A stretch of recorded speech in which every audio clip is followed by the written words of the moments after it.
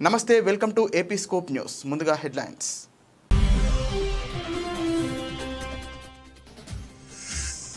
H1B వీసాపై $1,00,000 ఫీజుపై White House clarity కొత్తగా జారీ చేసే వీసాలకే $1,00,000 ఫీజు విధిస్తామన్న వైట్ హౌస్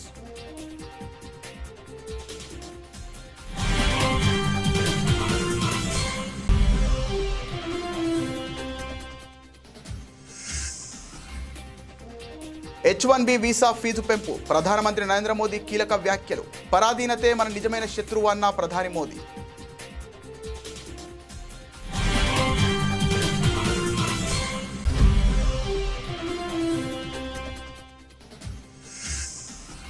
ముంబైలో నమో యువ పరుగును ప్రారంభించిన ముఖ్యమంత్రి దేవేంద్ర ఫడ్నవీస్ హాజరైన బీజేపీ ఎంపీ తేజస్వి సూర్య నటుడు మిలింద్ సోమన్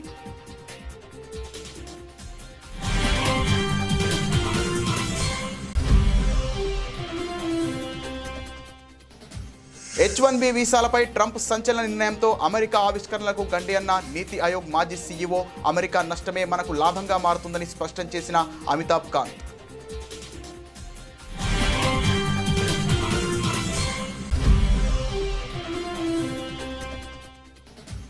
హైకోర్టు ప్రధాన న్యాయమూర్తి జస్టిస్ అపరేష్ కుమార్ సింగ్తో సీఎం రేవంత్ రెడ్డి భేటీ న్యాయ వ్యవస్థకు సంబంధించి మౌలిక వసతుల కల్పన సిబ్బంది నియామకం వంటి అంశాలపై జరిగిన చర్చ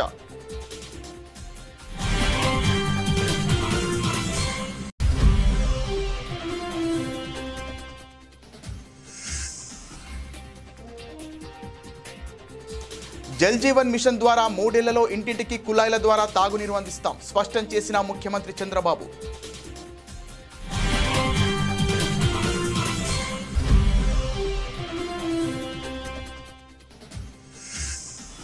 ఆల్మట్టి ఆనకట్ట పెంపు విషయంలో కర్ణాటక ప్రభుత్వ తీరుపై మండిపడ్డ కవిత జాగృతి తరపున తామే అత్యున్నత న్యాయస్థానాన్ని ఆశ్రయిస్తామని స్పష్టం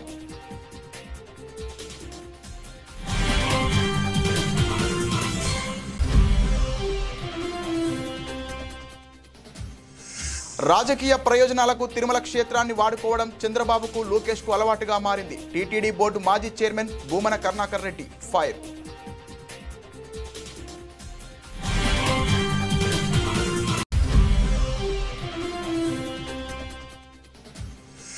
తెలంగాణ ఆడబిడ్డలందరికీ బతుకమ్మ పండుగ శుభాకాంక్షలు తెలిపిన సీఎం రేవంత్ మాజీ సీఎం కేసీఆర్ ఆడపడుచుల ఔన్నత్యానికి ప్రతీక బతుకమ్మ పండుగ అని వెల్లడి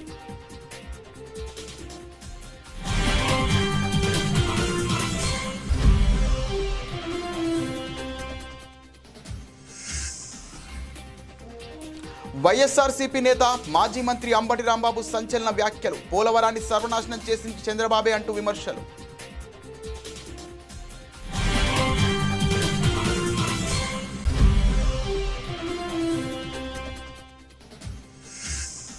హెచ్సియు విద్యార్థి విభాగంలో ఏబీవీపీ ఘన విజయం హర్షం వ్యక్తం చేస్తున్న బీజేపీ నేతలు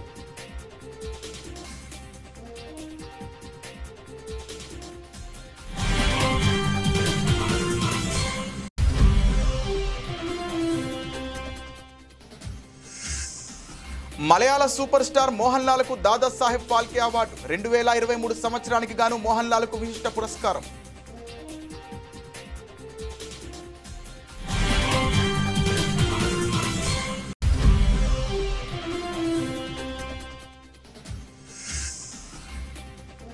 మలేషియా జోడీపై ప్రతీకార విజయం చైనా మాస్టర్స్ ఫైనల్లో సాత్విక్ జోడీ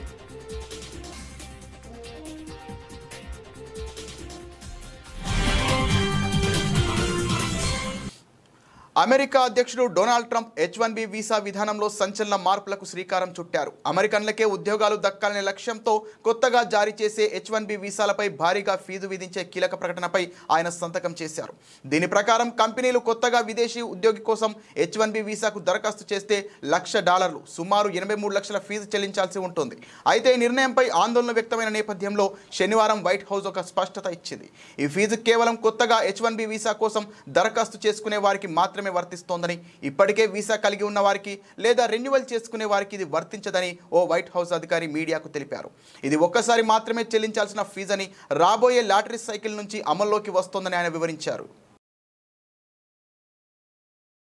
భారతదేశానికి అసలైన శత్రువు ఇతర దేశాలపై ఆధారపడమేనని ప్రధానమంత్రి నరేంద్ర మోదీ అన్నారు. దేశ బలోపేతానికి, ప్రపంచ గౌరవానికి స్వావలంబన ఒక్కటే మార్గమని ఆయన స్పష్టం చేశారు. H1B వీసా ఫీజు పెంపు వేళ గుజరాత్లోని భావ్నగర్లో జరిగిన ఓ బహిరంగ సభలో ఆయన ప్రసంగిస్తూ ఈ కీలక వ్యాఖ్యలు చేశారు.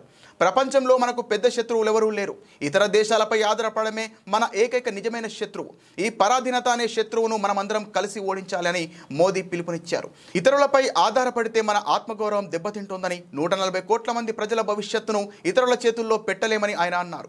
ప్రపంచ శాంతి, స్థిరత్వం కోసం ప్రపంచంలోనే అత్యధిక జనాభా ఉన్న దేశం తప్పనిసరిగా ఆత్మనిర్భర్గా మారాలని ఆయన అభిప్రాయపడ్డారు. గత కాంగ్రెస్ ప్రభుత్వాల విధానాలపై ప్రధాని మోదీ తీవ్ర విమర్శలు చేశారు. దేశంలో నౌకా నిర్మాణాన్ని ప్రోత్సహించకుండా విదేశీ నౌకలకు అద్దె చెల్లించడానికే వారు ప్రాధాన్యత ఇచ్చారని ఆరోపించారు. साथियों, भारत आज विश्व बंधु की भावना से आगे बढ़ रहा है. दुनिया में हमारा कोई बड़ा दुश्मन नहीं है. सच्चे अर्थ में अगर हमारा कोई दुश्मन है तो वो है दूसरे देशों पर हमारी निर्भरता. यही हमारा सबसे बड़ा दुश्मन है और हमें मिलकर भारत के इस दुश्मन को निर्भरता वाले दुश्मन को हराना ही होगा. हमें ये बात हमेशा दोहरानी है. जितनी ज्यादा विदेशी निर्भरता उतनी ज्यादा. మహారాష్ట్రలోని ముంబైలో ఆదివారం ఉదయం నమో యువ పరుగు కార్యక్రమాన్ని నిర్వహించారు. ఈ కార్యక్రమానికి ముఖ్య అతిథిగా ముఖ్యమంత్రి దేవేంద్ర ఫడ్నవీస్ హాజరయ్యారు. అనంతరం బీజేపీ ఎంపీ తేజస్వి సూర్య మరియు నటుడు ప్రభావశీలుడు మిలింద్ సోమన్ జెండా ఊపి నమో యువ పరుగును ప్రారంభించారు. ఈ కార్యక్రమంలో పెద్ద సంఖ్యలో ప్రజలు ఉత్సాహంగా పాల్గొన్నారు. भारतीय जनता पक्षाचे यूथ आयकॉन तेजस्वी सूर्याजी, आपले अध्यक्ष अमित साटमजी, या ठिकाणी उपस्थित सर्व मान्यवर आणि उपस्थित सर्व माझ्या तरुण मित्रांनो, भावांनो आणि बहिणींनो, आज आपण सगळे लोक या ठिकाणी नमो युवा रन करता एकत्रित आलो आहोत.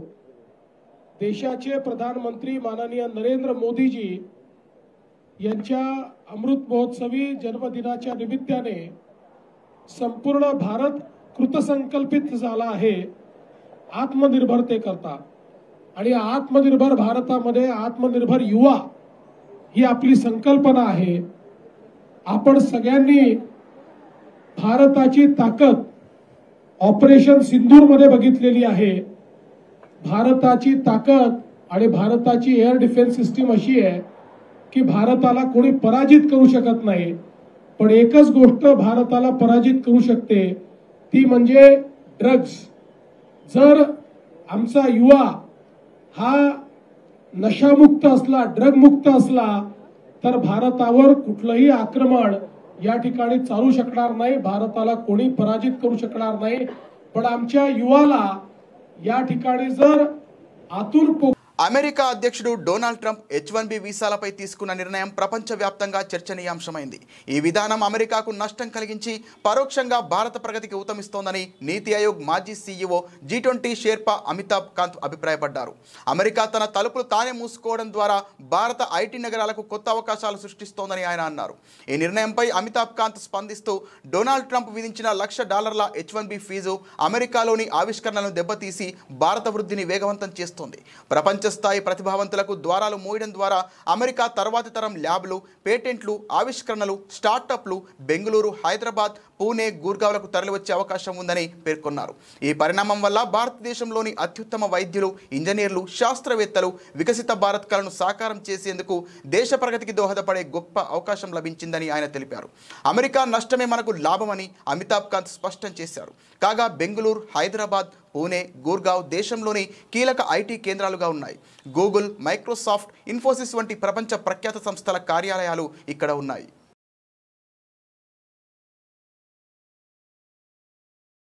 రాష్ట్రంలో కొత్తగా ఏర్పాటైన జిల్లాల్లో అవసరమైన చోట్ల కోర్టు భవనాలు నిర్మించాలని హైకోర్టు ప్రధాన న్యాయమూర్తి జస్టిస్ అపరేష్ కుమార్ సింగ్ ముఖ్యమంత్రి రేవంత్ రెడ్డికి సూచించారు.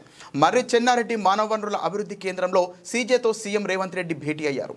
ఈ సందర్భంగా రాష్ట్ర న్యాయ వ్యవస్థకు సంబంధించి మౌలిక వస్తువుల కల్పన, సిబ్బంది నియామకం వంటి అంశాలపై చర్చించారు. కొత్త జిల్లాలో కోర్టు భవనాలు నిర్మించాలని, మౌలిక వస్తువులు కల్పించాలని, అవసరమైన సిబ్బంది నియామకాలు చేపట్టాలని సీజే సూచించారు.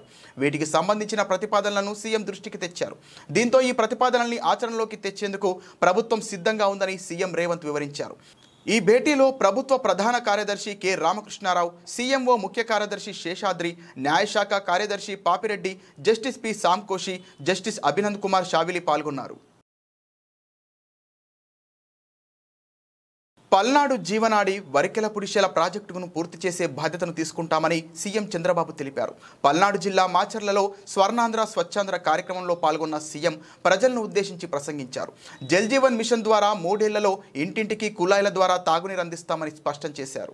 ఇక్కడ 2 కార్యక్రమాలు, జేజేఎం జల్ జీవన్ మిషన్, దీని ద్వారా మొత్తం మాచర్ల, గురజాల ప్రతి ఇంటికి నీళ్లు ఇచ్చే బాధ్యత 3 ఏళ్లలో పూర్తి చేసే బాధ్యత నాదని మరొకసారి హామీ ఇస్తున్నా. 2 మాచర్ల టౌన్ కి నీళ్లు ఇచ్చే బాధ్యత, ఏదైతే అమృతలో పూర్తిగా నీళ్లు ఇచ్చి మాచర్లని ఎక్కడ కూడా నీళ్ల సమస్య లేకుండా చేసే బాధ్యత ఈ ప్రభుత్వం తీసుకుంటామని చెప్పి నేను మీకు తెలియజేస్తున్నా. ఇది కాకుండా 3వది పల్నాడు జీవనాడి వరికపుడిశెల, 60 సంవత్సరాల స్వప్నం, చిరకాల కోరిక, 6 డికేడ్స్ కోరిక కాబట్టి దాన్ని సఫలీకృతం చేసే బాధ్యత, సాధించే బాధ్యత నాదని మరొకసారి మీ అందరికీ హామీ ఇస్తున్నా.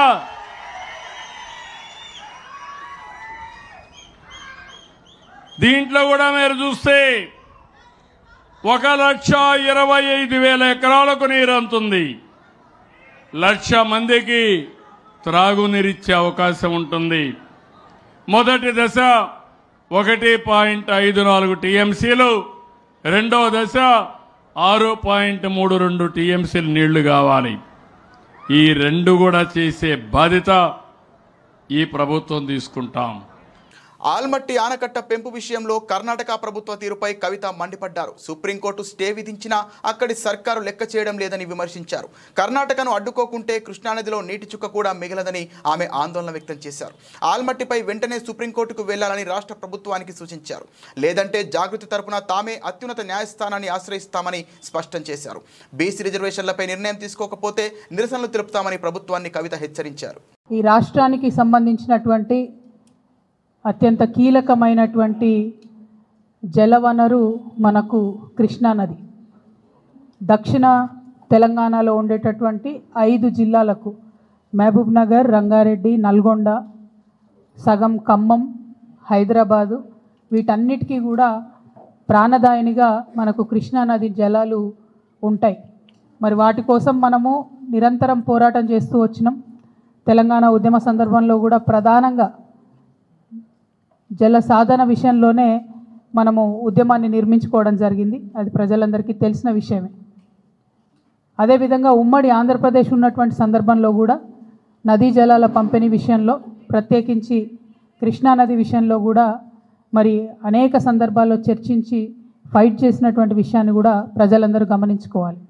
మరి ఆనాడు ఉమ్మడి ఆంధ్రప్రదేశ్లో ఉన్నప్పుడే మనకు ఇబ్బంది అవుతుంది కృష్ణానది కర్ణాటకను దాటి రావడం అని చెప్పి పెద్ద ఎత్తున సుప్రీంకోర్టులో కేసేస్తే ఆల్మట్టి డ్యామ్ హైట్ పెరగకుండా ఉమ్మడి ఆంధ్రప్రదేశ్లోనే మనందరికీ కూడా స్టే వచ్చింది. అటువంటి స్టేను ఇప్పుడు కర్ణాటక ఉల్లంఘిస్తూ మరి 1,70,000 ఎకరాలను సేకరించడానికి 70,000 కోట్లను రిలీజ్ చేస్తూ మొన్న కర్ణాటక ప్రభుత్వం నిర్ణయం తీసుకున్నది. ఆ తీసుకున్నటువంటి నిర్ణయం మీద తక్షణమే మహారాష్ట్ర ముఖ్యమంత్రి గారు స్పందించారు. వీళ్ళు ఇట్లా 5 మీటర్లు ఎత్తు పెంచుకుంటే 100 టీఎంసీలు నీళ్లు నిల్వ కృష్ణాలో ఉంచుకుంటే మా మహారాష్ట్రలో 2 జిల్లాలు మునిగిపోతాయి కాబట్టి మేము దీనికి ఒప్పుకోము, మేము సుప్రీంకోర్టుకు పోతామని మహారాష్ట్ర ముఖ్యమంత్రి గారు, భారతీయ జనతా పార్టీ అక్కడ అధికారంలో ఉంది, వాళ్ళు రాజకీయ ప్రయోజనాలకు తిరుమల క్షేత్రాన్ని వాడుకోవడం చంద్రబాబుకు లోకేష్కు ఒక అలవాటుగా మారిందని టీటీడీ బోర్డు మాజీ చైర్మన్ భూమన కరుణాకర్ రెడ్డి మండిపడ్డారు. వెంకటేశ్వర స్వామి సాక్షిగా అబద్ధాలు, విష ప్రచారాలు చేయడం వారిద్దరికీ అలవాటే అన్నారు. పరకామణిలో చోరీ విషయంలోనూ లోకేష్ పచ్చి అబద్ధాలు ఆడుతున్నారు. రాష్ట్రంలో ఆలీబాబా అరడజన్ దొంగల రాజ్యాన్ని నడుపుతూ వైఎస్ఆర్సీపీ పైన, మా పార్టీ నాయకులపైన తప్పుడు ఆరోపణలు చేస్తున్నారని తీవ్రంగా ఖండించారు. టీటీడీ చైర్మన్ బీఆర్ నాయుడుకు ప్రోద్బలంతో ఒక ఇంజనీర్ తన మీద పోలీసులకు ఫిర్యాదు చేశారు. శంకు చక్రాలు ధరించిన విష్ణుమూర్తి విగ్రహం అపరిశుభ్రమైన ఘటనా స్థలిలో ఉండడం చూసి ఇది అపచారమని భావించానన్నారు. ఇది ఎలా హైందవ ద్రోహమో బీఆర్ నాయుడు చెప్పాలని డిమాండ్ చేశారు. తన ఆవేదనను వ్యక్తం చేస్తున్న సమయంలో అక్కడే పత్రికా విలేకరులు సైతం ఉన్నారని తెలిపారు. టీటీడీ పాలక మండలి అధ్యక్షుడు బీఆర్ నాయుడు, ఆయన భుజకీర్తులైనటువంటి ఓ 3-4 పాలక మండలి సభ్యుల యొక్క ఒత్తిడి మేరకు ఆ ఫిర్యాదు పోలీసు వాళ్ళు ఆ సంబంధిత ఇంజనీర్తో చేయించినట్టుగా అర్థమవుతుంది. ఈరోజు పోలీసు అధికారులు నన్ను పిలిచి దాదాపు ఒక 31 ప్రశ్నలు వేయటం జరిగింది. కానీ ఈ సందర్భంగా నేను పోలీసు అధికారులు నా పట్ల చాలా గౌరవంతో వ్యవహరించడమే కాకుండా ఏమాత్రము కూడా అనుచితంగా వాళ్ళు వ్యవహరించకుండా చాలా హుందాగా మా మధ్యన ఆ ప్రశ్న సమాధానాల కార్యక్రమం సాగింది. ఈ ఇంజనీరే నేరుగా పోయి వీళ్ళ బలవంతం మీద, చైర్మన్ బీఆర్ నాయుడు గారి బలవంతం మీద కంప్లైంట్ ఇచ్చినారు. మొదటి తప్పు అది. అక్కడ ఫిర్యాదులో అది శనీశ్వర విగ్రహం అని చెప్పటం ఆయన చేసినటువంటి రెండో తప్పు. మూడవ తప్పు, అది 20 సంవత్సరాలుగా ఆ విగ్రహం శనీశ్వర విగ్రహం అలా ఉంది అని చెప్పటం మరింత తప్పు.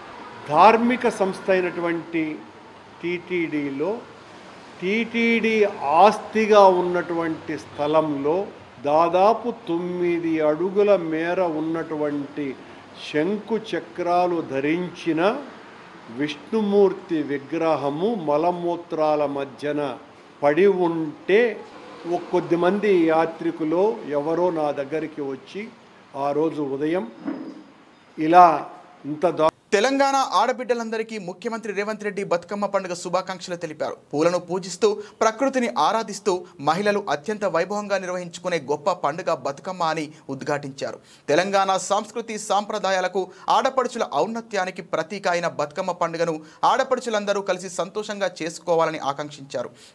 తెలంగాణ సామూహిక జీవన విధానానికి, కష్టసుఖాలను కలిసి పంచుకునే ప్రజల ఐక్యతకు ఈ పండుగ నిదర్శనమని పేర్కొన్నారు. ఎంగిలిపూల బతుకమ్మ నుంచి సద్దుల బతుకమ్మ వరకు 9 రోజుల పాటు ఆటపాట్లతో అందరూ వైభవంగా ఈ పండుగను జరుపుకోవాలని సూచించారు. అలాగే రాష్ట్ర ప్రజలకు బీఆర్ఎస్ అధినేత మాజీ సీఎం కల్వకుంట్ల చంద్రశేఖరరావు బతుకమ్మ పండుగ శుభాకాంక్షలు తెలిపారు. తెలంగాణ అస్తిత్వానికి, సాంస్కృతిక జీవనానికి బతుకమ్మ తరతరాల ప్రతీకగా నిలిచిందని, పూలను దేవతగా కొలిచేదే బతుకమ్మ పండుగ అని ఉద్ఘాటించారు. ప్రపంచ సంస్కృతి సాంప్రదాయాల్లో తెలంగాణ ప్రత్యేకతను చాటుతుందని తెలిపారు. నేటి నుండి ప్రారంభమవుతున్న ఎంగిలిపూల బతుకమ్మ సందర్భంగా రాష్ట్ర ప్రజలకు శుభాకాంక్షలు తెలిపారు. ఎంగిలిపూలతో ప్రారంభమై సద్దులతో మునిగే 9 రోజుల బతుకమ్మ పండుగ పల్లెలు, పట్టణాల్లో మహిళలు, పిల్లా పాపలతో ప్రత్యేక సాంస్కృతిక సందడి నెలకొంటోందని చెప్పుకొచ్చారు. సంపన్న వర్గాల భాగస్వామ్యంతో నాటి తెలంగాణ రాష్ట్ర సాధన సమయంలో ఉద్యమ తెలంగాణ అస్తిత్వ ఆకాంక్షలకు బతుకమ్మ ప్రధాన సాంస్కృతిక వేదికగా నిలిచిందని గుర్తు చేసుకున్నారు.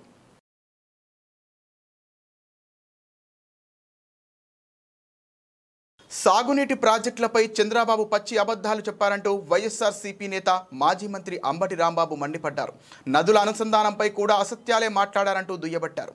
శనివారం ఆయన తాడేపల్లిలోని వైఎస్ఆర్సీపీ కేంద్ర కార్యాలయంలో మీడియా సమావేశంలో మాట్లాడుతూ ఎన్నికలకు ముందు స్థాపనలు చేయడం, తర్వాత మర్చిపోవడం చంద్రబాబుకు అలవాటంటూ చురకలంటించారు. పోలవరాన్ని సర్వనాశనం చేసింది చంద్రబాబే. తన పచ్చి అబద్ధాల కోసం చనిపోయిన వాజ్పేయిని కూడా వాడుకున్నారు.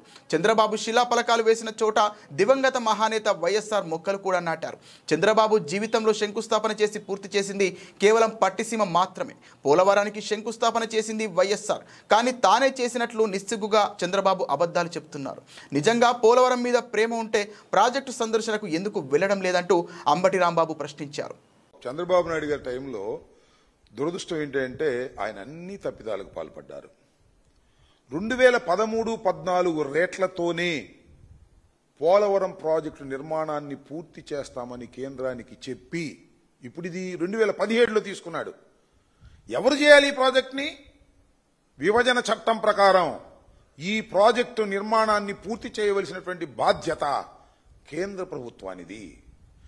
ఏ పైసా కూడా, ప్రతి పైసా కూడా కేంద్ర ప్రభుత్వం పెట్టి పూర్తి చేసి మనకివ్వాలి. That is the rule.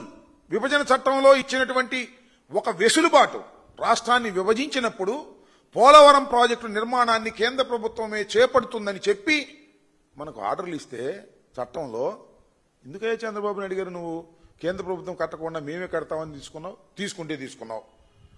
ఎప్పుడు తీసుకున్నామయ్యా? 2017లో తీసుకున్నావు, 16 అనుకుంటాను చివరిలో. అప్పుడు దాకా ఈ ప్రాజెక్టును మూలన పెట్టావు కదా. నెంబర్ 1. నెంబర్ 2, 2017లో నువ్వు తీసుకున్నప్పుడు 13-14 రేట్లతోనే నేను పూర్తి చేస్తాను ఎందుకు తీసుకున్నావు? కేంద్ర ప్రభుత్వం కమిషన్ల కోసం కాదా? ఇది నేను చెప్పాలా? సాక్షాత్తు ఇప్పటి ప్రధాని అప్పటి ప్రధాని మోడీ గారే చెప్పాడు కమిషన్ల కోసం తీసుకున్నావు ఏటీఎంలని. వినండి అది కూడా. ఢిల్లీ యూనివర్సిటీ తర్వాత ప్రతిష్టాత్మకంగా జరిగిన హైదరాబాద్ సెంట్రల్ యూనివర్సిటీ విద్యార్థి సంఘం ఎన్నికల్లో అఖిల భారతీయ విద్యార్థి పరిషత్ ప్యానెల్ ఘన విజయం సాధించింది. ఏబీవీపీ ఎస్ఎల్వీడీ కూటమి సెంట్రల్ ప్యానెల్లోని అన్ని పదవులను కైవసం చేసుకుంది. ఈ ఎన్నికల్లో కూటమికి చెందిన శివపాలెపు అధ్యక్షుడిగా, శృతిప్రియ ప్రధాన కార్యదర్శిగా, సౌరభ్ శుక్లా సంయుక్త కార్యదర్శిగా గెలుపొందారు. వీనస్, జ్వాల సాంస్కృతిక క్రీడా కార్యదర్శులుగా గెలుపొందారు. ఈసారి ఓటింగ్ శాతం 81% కన్నా ఎక్కువగా నమోదవడం గమనార్హం. ఎస్ఎఫ్ఐ, ఎన్ఎస్యుఐ లాంటి ఇతర ప్రధాన విద్యార్థి సంఘాలపై ఏబీవీపీ సత్తా చాటింది. ప్రతిష్టాత్మక ఢిల్లీ యూనివర్సిటీ విద్యార్థి సంఘం ఎన్నికల్లో ఏబీవీపీ గెలిచిన తర్వాత హెచ్సీయూలో కూడా ఏబీవీపీ కూటమి విజయం సాధించడం పట్ల బీజేపీ నేతలు హర్షం వ్యక్తం చేస్తున్నారు. పార్టీ ఐటీ సెల్ నాయకుడు అమిత్ మాల్వియా ట్విట్టర్ వేదికగా స్పందిస్తూ హైదరాబాద్ సెంట్రల్ యూనివర్సిటీ విద్యార్థి విభాగం ఎన్నికల్లో ఏబీవీపీ క్లీన్ స్వీప్ చేసిందన్నారు. పాట్నా, ఢిల్లీ, జేఎన్యూ, మణిపూర్, గౌహతి, పంజాబ్, ఉత్తరాఖండ్ వంటి విశ్వవిద్యాలయాల్లో కూడా ఏబీవీపీ సత్తా చాటిందని, ఇప్పుడు హెచ్సీయూని కైవసం చేసుకుందని పేర్కొన్నారు. రాహుల్ గాంధీ 6 ప్యాక్స్ చూపించి స్టేజ్లపై తిరగడం యువతను ఆకట్టుకోలేదని ఎద్దేవా చేశారు.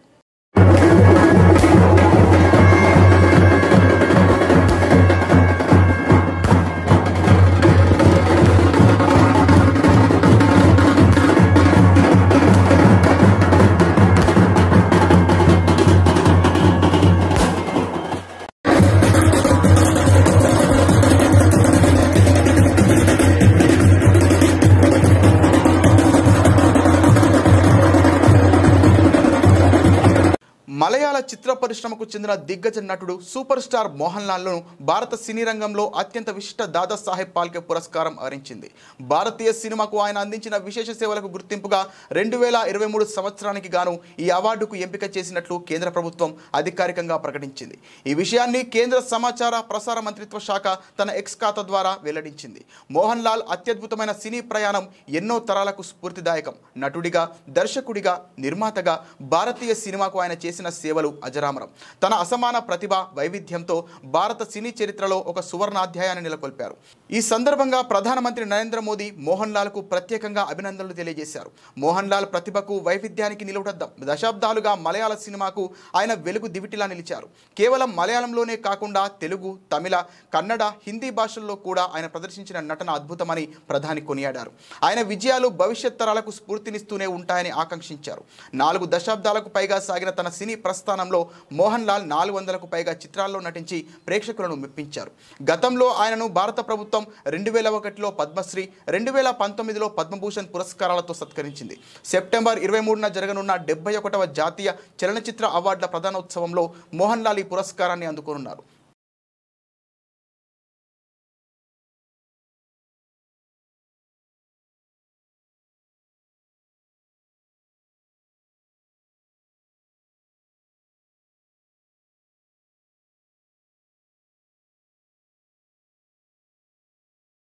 ప్యారిస్ ఒలింపిక్స్లో అరోన్ సోహ్ జోడీ చేతిలోనే సాత్విక్ సాయిరాజ్ ఓడిపోయారు. ఆ తర్వాత ఈ ఏడాది ఆరంభంలో జరిగిన సింగపూర్ ఓపెన్, చైనా ఓపెన్లోనూ భారత జంటకు చెక్ పెట్టింది మలేషియా ద్వయం. అయితే ఆగస్టు నెల నుంచి సాత్విక్, చిరాగ్ లయ అందుకోవడంలో ప్రత్యర్థులకు పరాజయం తప్పడం లేదు. ఈ సీజన్లో 7 టోర్నమెంట్లలో సెమీఫైనల్ చేరిన ఈ జోడీ 2 దఫాలు ఫైనల్ ఆడింది. ఈ సీజన్లో చెలరేగిపోతున్న సాత్విక్ సాయిరాజ్, చిరాగ్ శెట్టి ద్వయం చైనా మాస్టర్స్ ఫైనల్లో అడుగుపెట్టింది. శనివారం జరిగిన సెమీఫైనల్లో ఆరోన్ చియా సోహ్వుయిక్ జంటను ఓడించి టైటిల్ వేటకు సిద్ధమైంది. ఆద్యంతం దూకుడుగా ఆడిన సాత్విక్ చిరాగ్ 41 నిమిషాల్లోనే మ్యాచ్ ముగించారు. 2 సెట్లలోనూ ప్రత్యర్థిని వణికిస్తూ 21-17, 21-14తో గెలుపొందారు. ఈ మధ్య వరల్డ్ ఛాంపియన్షిప్ క్వార్టర్స్లో ఆరోన్ సోహ్లను మట్టి కరిపించారు సాత్విక్ చిరాగ్. ఫైనల్లో వరల్డ్ నెంబర్ 1 కింబోన్ సియోసుంగ్ జేతో భారత డబుల్ స్టార్లు తలపడనున్నారు. ఇటీవలే మలేషియా ఓపెన్లో ద్వయం చేతిలో చిరాగ్ జంట వరుస సెట్లలో ఓడిపోయింది. మరి ఈసారి ఎవరు పైచేయి సాధిస్తారో చూడాలి.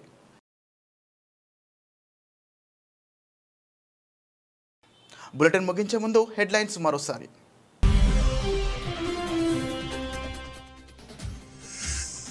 H1B వీసాపై $1,00,000 ఫీజుపై వైట్ హౌస్ క్లారిటీ. కొత్తగా జారీ చేసే వీసాలకే $1,00,000 ఫీజు విధిస్తామన్న వైట్ హౌస్.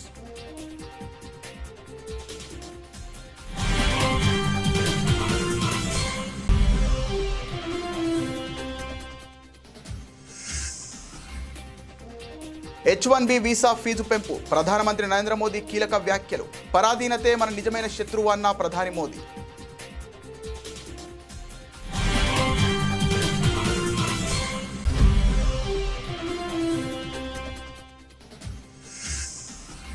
ముంబైలో నమో యువ పరుగును ప్రారంభించిన ముఖ్యమంత్రి దేవేంద్ర ఫడ్నవీస్. హాజరైన బీజేపీ ఎంపీ తేజస్వి సూర్య, నటుడు మిలింద్ సోమన్.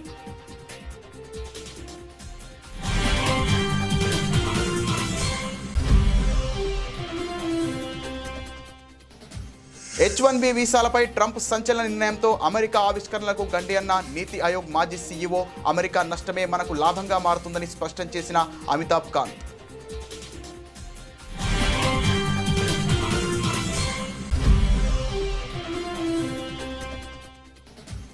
హైకోర్టు ప్రధాన న్యాయమూర్తి జస్టిస్ అపరేష్ కుమార్ సింగ్తో సీఎం రేవంత్ రెడ్డి భేటీ. న్యాయ వ్యవస్థకు సంబంధించి మౌలిక వసతుల కల్పన, సిబ్బంది నియామకం వంటి అంశాలపై జరిగిన చర్చ.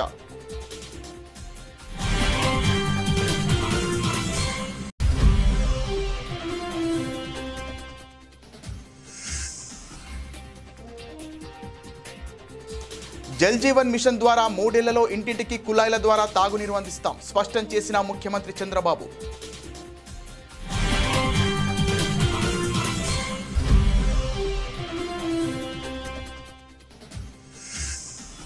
ఆల్మట్టి ఆనకట్ట పెంపు విషయంలో కర్ణాటక ప్రభుత్వ తీరుపై మండిపడ్డ కవిత. జాగృతి తరపున తామే అత్యున్నత న్యాయస్థానాన్ని ఆశ్రయిస్తామని స్పష్టం.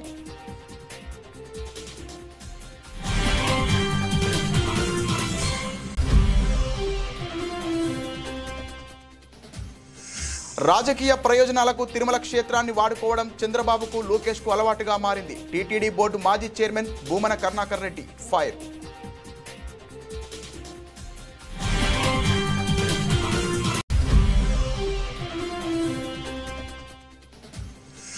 తెలంగాణ ఆడబిడ్డలందరికీ బతుకమ్మ పండుగ శుభాకాంక్షలు తెలిపిన సీఎం రేవంత్, మాజీ సీఎం కేసీఆర్. ఆడపడుచుల ఔన్నత్యానికి ప్రతీక బతుకమ్మ పండుగ అని వెల్లడి.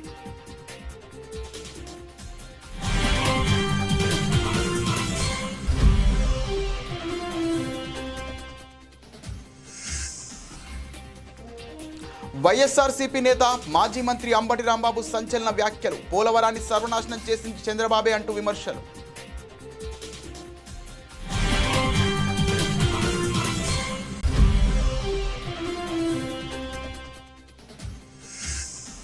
హెచ్సియు విద్యార్థి విభాగంలో ఏబీవీపీ ఘన విజయం. హర్షం వ్యక్తం చేస్తున్న బీజేపీ నేతలు.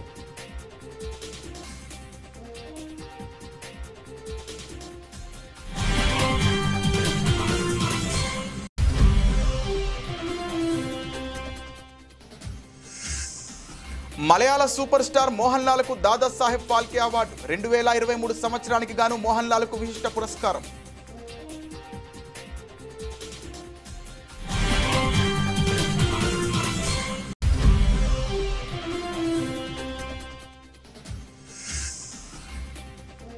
మలేషియా జోడీపై ప్రతీకార విజయం. చైనా మాస్టర్స్ ఫైనల్లో సాత్విక్ జోడీ.